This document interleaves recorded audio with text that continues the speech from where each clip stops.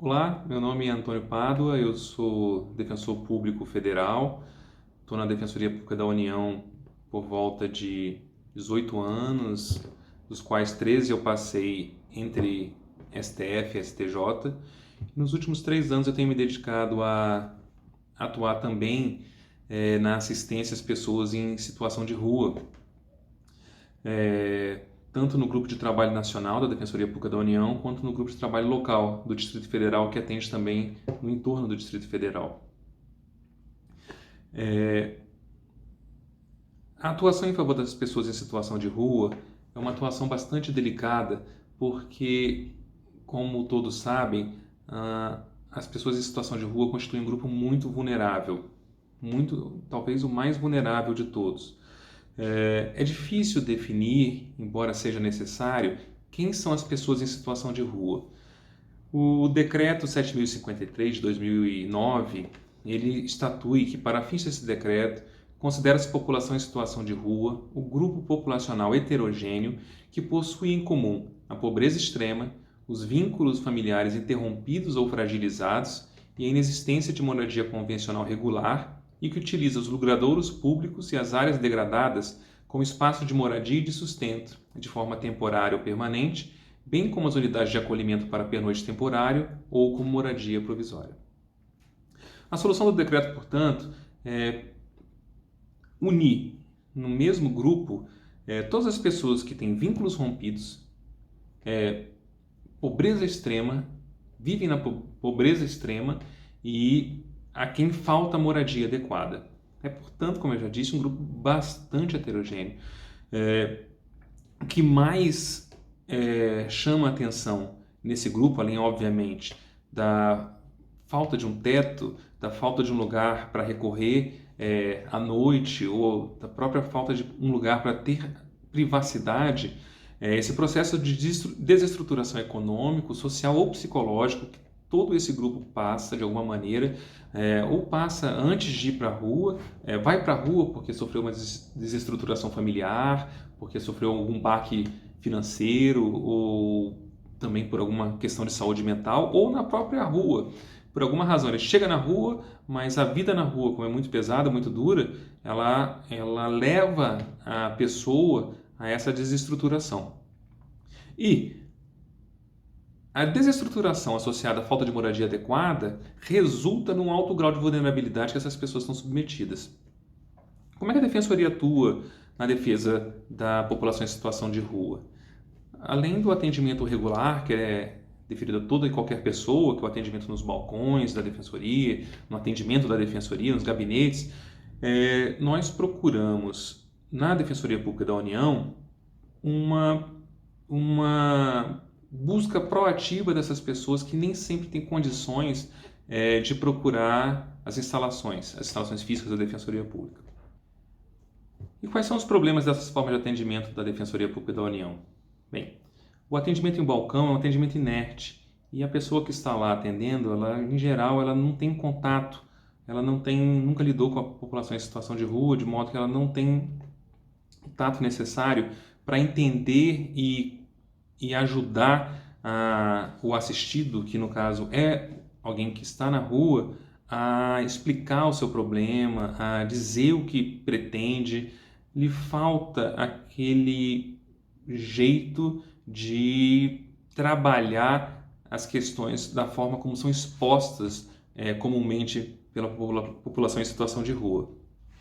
Do outro lado, o atendimento especializado, que é esse atendimento volante, que busca as pessoas em situação de rua aonde elas estão, que não espera que elas compareçam às instalações físicas da Defensoria Pública da União. Esse atendimento especializado ele é baseado na voluntariedade. Ele é organizado, ele é normatizado institucionalmente, ele tem uma previsão interna, mas ele demanda do defensor uma vontade a mais. Ele demanda que o defensor se coloque como voluntário para realizar esse serviço. Tanto é assim que em muitos locais nós não temos grupos de trabalho para atendimento à população em situação de rua. Como que a gente tenta resolver esse problema da Defensoria Pública da União? A primeira coisa que nós temos que tentar fazer é normalizar a proatividade do atendimento. o atendimento à população de rua de forma proativa tem que ser a regra, e não a exceção. Em todos os lugares nós temos que buscar ativamente as pessoas em situação de rua onde elas se encontram, porque é difícil para elas tanto o deslocamento à sede da Defensoria Pública da União no local, quanto o próprio conhecimento. Às vezes há dificuldade até de conhecer que existe uma Defensoria Pública da União e que ela pode ser procurada para resolver uma série de problemas. É bastante comum não saber que há um lugar onde alguma ajuda possa ser encontrada. E essa normalização do atendimento proativo pela Defensoria Pública da União tem que levar em conta, tem que ter como norte o principal direito das pessoas em situação de rua, que é o direito de não estar na rua. A realização do direito de não estar na rua tem que ser internalizado na Defensoria Pública da União de uma forma tal que sirva como guia de ação institucional. Todo defensor, todo servidor, quando lida com alguém que está na rua, tem que ter em mente, tem que compreender que, em última instância, aquela pessoa tem o direito de sair da rua, tem o direito a uma moradia adequada. Exatamente esse direito à moradia adequada, ele tem que ser trabalhado de uma forma que seja universal. A pergunta que se faz de quem tem o direito à moradia tem uma resposta muito simples: todos têm direito à moradia. Mas por que a população em situação de rua teria preferência na realização desse direito? Por que a população em situação de rua teria preferência no trabalho da defensoria para que essa garantia moradia adequada se realize primeiro para elas? A resposta também é bastante simples, né? Porque essas pessoas estão num estado tal de vulnerabilidade que é urgente em face delas realizar o direito à moradia adequada. E como se realiza esse direito à moradia adequada? A experiência internacional, ela traz uma perspectiva, que é o Housing First, que é o moradia primeiro. O moradia primeiro, ele é um conjunto de princípios que tenta inverter a lógica do modelo de assistência que é bastante conhecido nosso, que a moradia é a última etapa num processo de construção da saída da rua. A pessoa em situação de rua, ela é, nesse modelo tradicional, guiada em várias etapas, em vários degraus, até que na última parte dessa escada, no último degrau, ela recebe uma moradia adequada. O moradia primeiro, ele rompe com essa ideia. A lógica do Housing First é que a casa, a morada, ela interrompe o ciclo de perda de vínculos, de pobreza e de estar na rua. Com acesso imediato à moradia, é possível a construção da recuperação pelo participante, pela população em situação de rua, pela pessoa em situação de rua, já na moradia. Nem por isso o oferecimento da moradia é a única providência necessária. Nesse ponto, eu preciso fazer uma observação bastante importante. É muito comum, é uma crença muito generalizada e que está, de fato, bastante enraizada na cultura brasileira, não sei nem se só brasileira, mas é o que nos cabe aqui, acreditar que a população em situação de rua está na rua por uma opção de vida, o que não é nem de perto a verdade. A população em situação de rua está lá, como nós já vimos anteriormente, por uma desestruturação de alguma ordem, psicológica, econômica, familiar, que as empurrou para essa situação. As pessoas em situação de rua querem sair da rua. Não é um estilo de vida. Eu, nesses 3 anos que eu trabalho com população em situação de rua, jamais conheci alguém que estivesse na rua porque queria estar na rua, porque tinha gosto por estar na rua. Há sim um problema de adaptação quando é oferecida a moradia. Mas esse problema de adaptação decorre do fato de que elas foram submetidas a essa violência extrema, que é ficar sem moradia adequada durante muito tempo. A moradia adequada é um direito e não se pode escamotear a realização desse direito sob o argumento de que a pessoa gosta de estar na rua, porque isso não é algo real. Isso não existe de fato. Isso é muito mais uma coisa que se diz para se liberar o Estado de realizar uma garantia constitucional do que é uma realidade.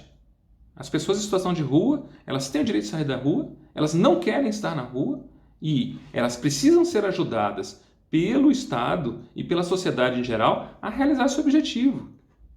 Elas precisam dessa ajuda a mais que as outras pessoas que não chegaram a viver na rua, a experimentar a rua, não precisam de imediato.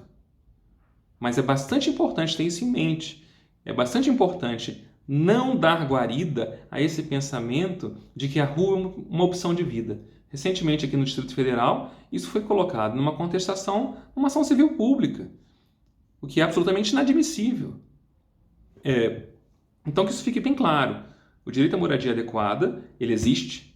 A população em situação de rua, ela tem prioridade na realização desse direito por conta de sua vulnerabilidade e não é possível sequer imaginar que esse direito não precisa ser realizado porque as pessoas que estão na rua estão lá por uma opção de vida.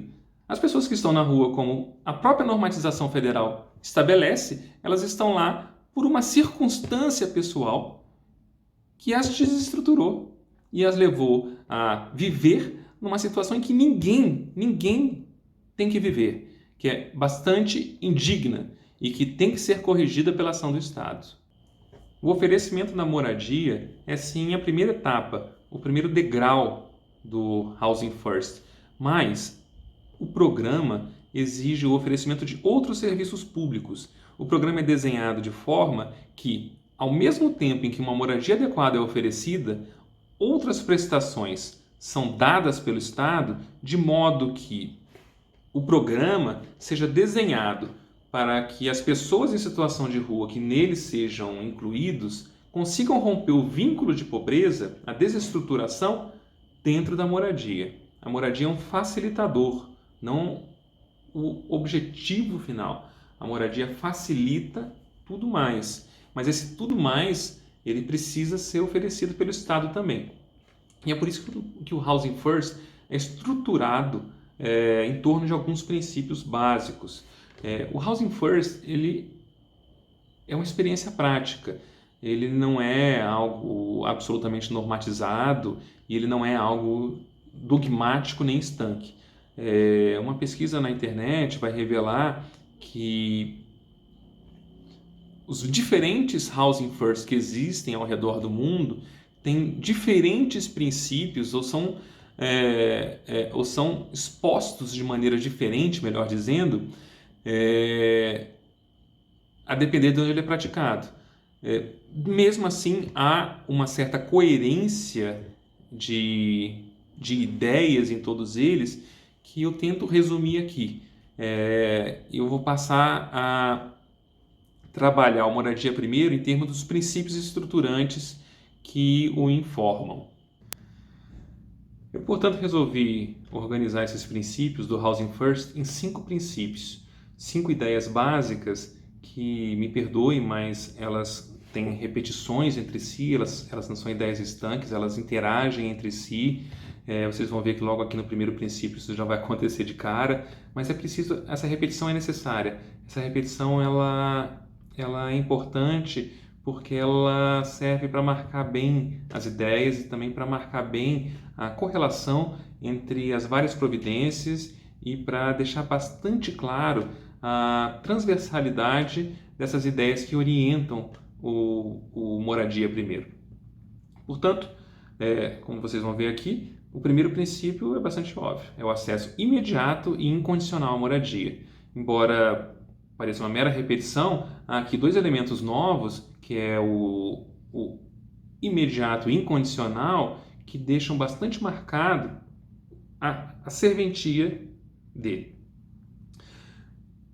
Porque o acesso à moradia ele não está sujeito a nada, absolutamente nada, além da vontade do participante do programa.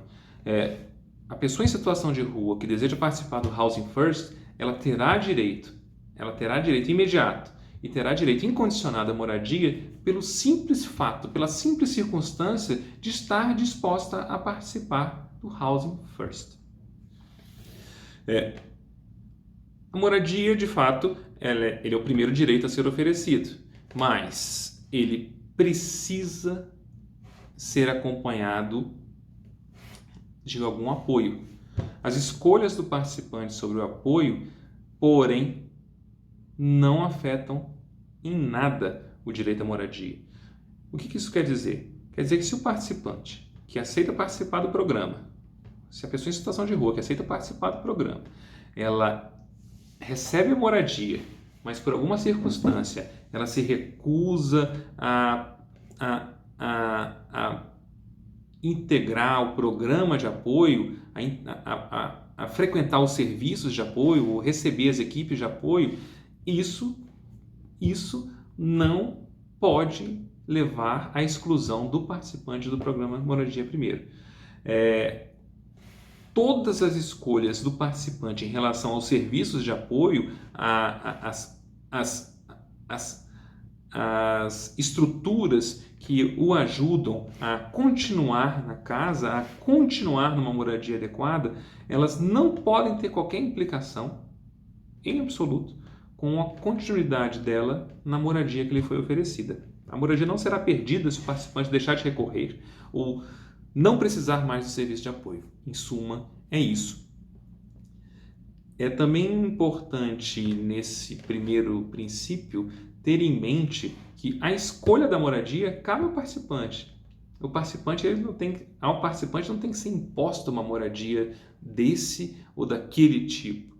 A moradia deve atender aos critérios de privacidade, segurança, conveniência, economicidade e possibilidade de integração do participante na comunidade que ela integra.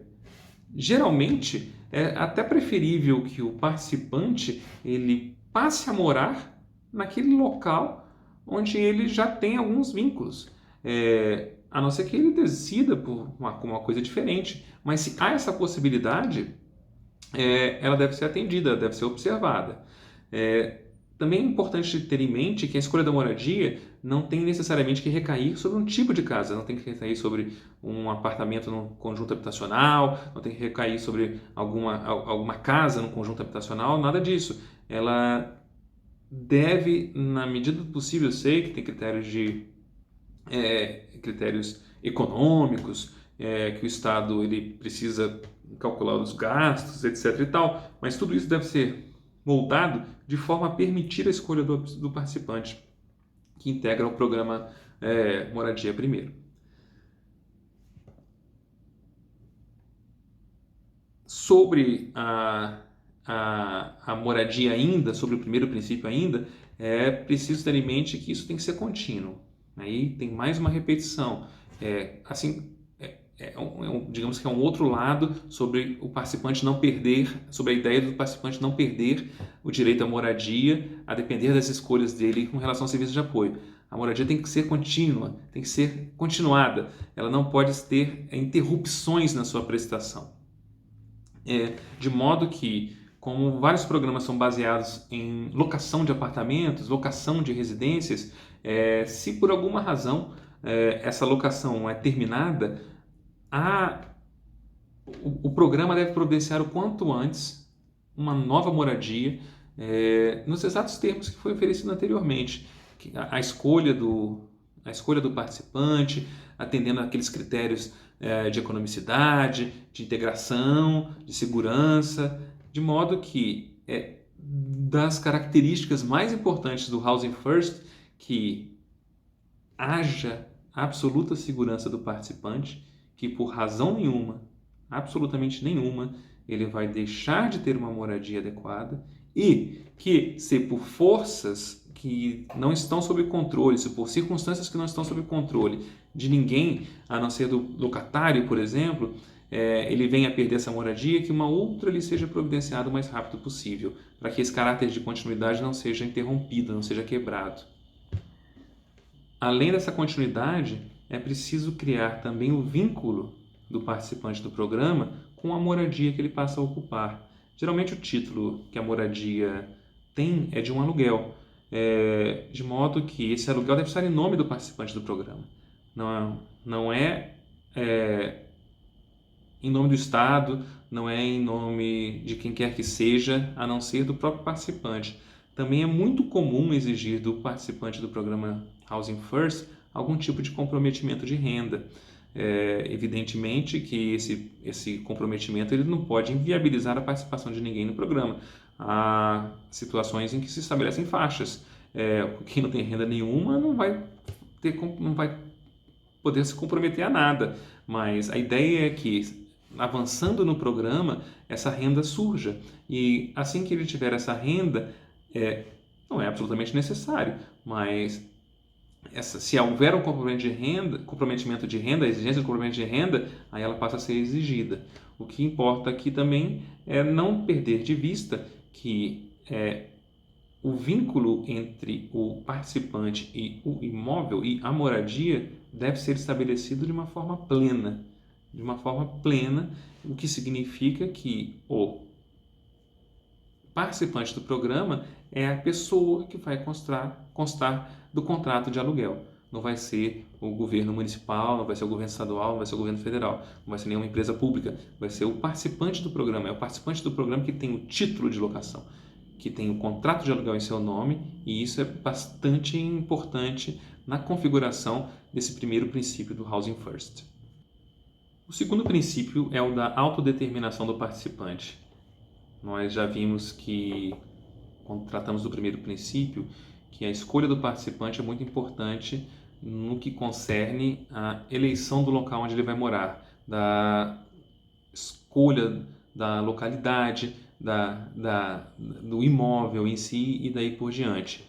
Aqui nós vamos voltar a essa ideia, mas muito mais ligada à questão dos serviços de apoio.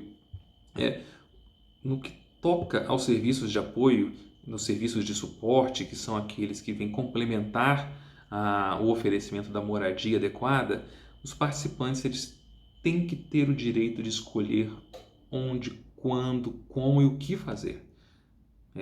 Assim como já disse que a escolha por não participar dos serviços de apoio não pode levar à interrupção, não pode levar à perda da moradia adequada, nós trabalhamos aqui também a ideia que os participantes controlam a sua própria vida.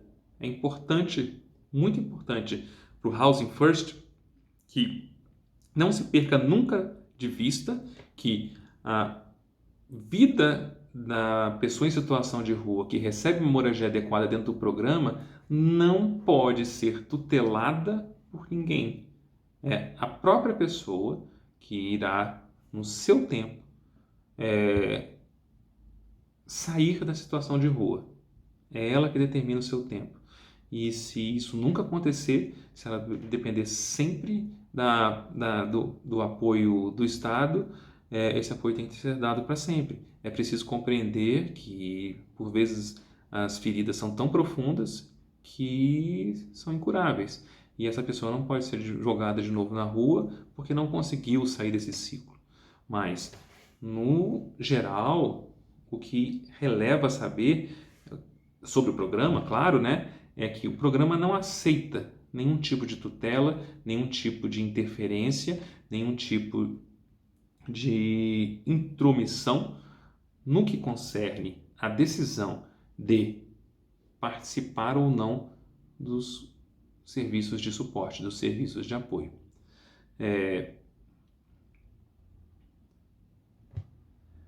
Portanto, se o participante decidir não se valer de nenhum serviço de apoio, ele pode, e nem por isso irá perder a moradia. Esse princípio ele é fundado no reconhecimento de que todos são capazes de conduzir a si mesmos. As escolhas que vão sendo realizadas permitem o aprendizado em vista dos resultados e informam as escolhas futuras. Ter a ciência que o participante tem o direito de escolher e de ter sua autodeterminação é fundamental para o Housing First. O terceiro princípio do Moradia Primeiro é o apoio para a recuperação, é o oferecimento de um apoio para a recuperação. A organização e a oferta de apoio para sair da rua é uma prestação positiva que completa o acesso à moradia. Participantes são apoiados para desenvolver autoestima e confiança, bem como integrar-se à comunidade em que vivem. O apoio é um compromisso de longa duração, sem prazo para terminar. E aqui mais uma vez uma repetição. Não há como fixar o tempo necessário que a pessoa vai precisar desse apoio. E esse apoio tem que ser oferecido ininterruptamente, na medida em que ele é solicitado, e por quanto tempo for solicitado. E se o participante do programa precisar desse apoio durante toda a sua vida, sem interrupções, a não ser aquelas em que o próprio participante determine, esse apoio tem que ser oferecido. Apoio e moradia, mais uma repetição aqui, são prestações que independem uma da outra. O que releva aqui saber é que, ainda que o direito à moradia adequada se mostre como aquele de primeira grandeza no programa, e não pode ser interrompido porque uma pessoa não participa do serviço de apoio, que, da mesma forma que a não interrupção do oferecimento da moradia é um princípio do programa, a não interrupção dos serviços de apoio, ainda que o participante do programa naquele momento, naquele instante, não esteja sendo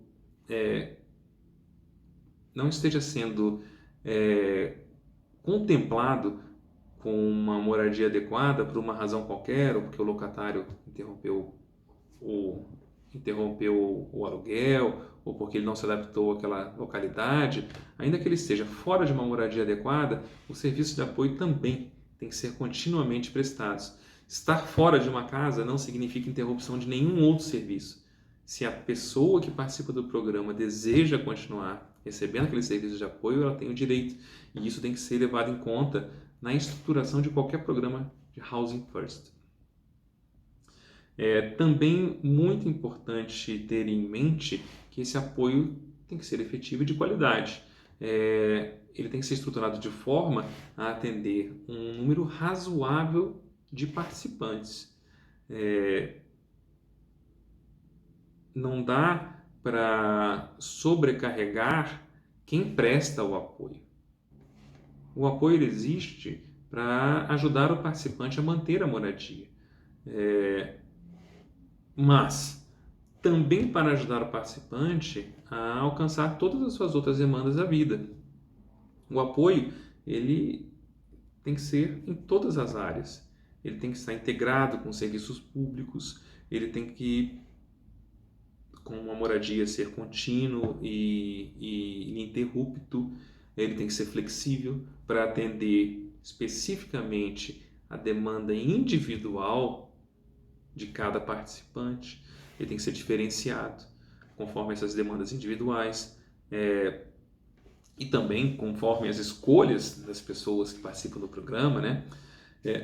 Em suma, o apoio ele tem que ser adaptado, ele tem que ser flexível para atender quem participa do programa. Não é a pessoa que participa do programa que tem que se adequar, tem que se adaptar ao apoio. É o apoio que tem que se adaptar à pessoa que participa do programa.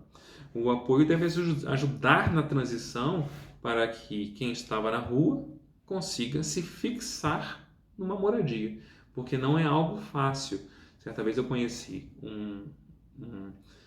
uma pessoa que estava despontando como um líder local da Pop Rua aqui em Brasília, e ele foi contemplado com uma casa no programa habitacional do governo do Distrito Federal. Ele foi contemplado, e o que ele me disse foi o seguinte: ganhei a casa, agora é me adaptar a ela, agora é ver se eu me acostumo com a casa, porque ele já tinha consciência que aquele tempo que ele passou na rua tem consequências na perspectiva de vida de alguém.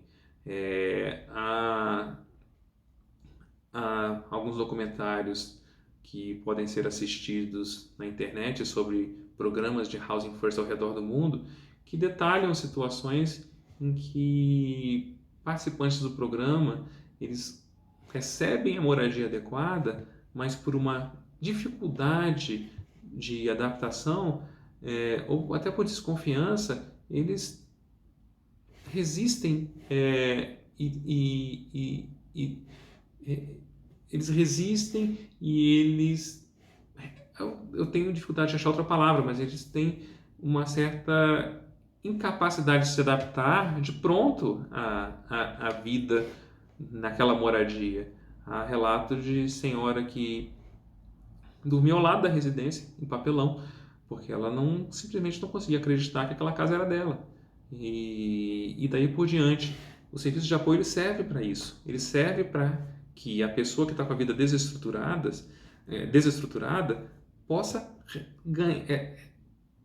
refazer a vida, ela possa reconstruir a vida, possa fazer uma nova estrutura dentro da qual ela participe da sociedade sem estar em situação de extrema vulnerabilidade.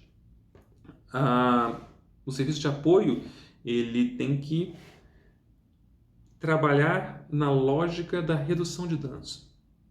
Ele tem que ajudar o participante a reduzir os danos que aquele tempo que ele passou na rua proporcionaram ou impuseram à sua vida. O penúltimo princípio, o quarto princípio, é a elaboração de um plano de recuperação individualizado e centrado no participante. Esse princípio ele organiza boa parte daquilo que nós falamos antes, que é a questão das opções, das escolhas, das metas que o participante ele estabelece para si mesmo, das decisões que ele toma enquanto decisões de reestruturação de sua vida. O plano é o projeto de dignificação pessoal do participante do programa Housing First. As metas e os caminhos pelos quais as metas tentarão ser alcançadas são decididas exclusivamente pelos participantes. Eles não são impostos por quem ajuda o participante a elaborar o plano. O participante ele planejará inclusive a sua saída do programa, a sua saída do moradia primeiro, se isso, claro, lhe parecer uma boa escolha. Os caminhos, neste plano, os caminhos de entrada e saída do programa devem ficar bastante claros. O plano ele deve ser baseado nos pontos fortes do participante, nas metas do participante, nas aspirações dos participantes. Cabe ao participante, porém, também identificar quais são seus pontos fortes, metas e aspirações também. E liderar a elaboração desse plano de recuperação.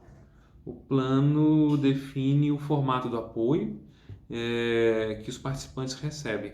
Portanto, esse quarto princípio, ele é um princípio de organização, ele é um princípio de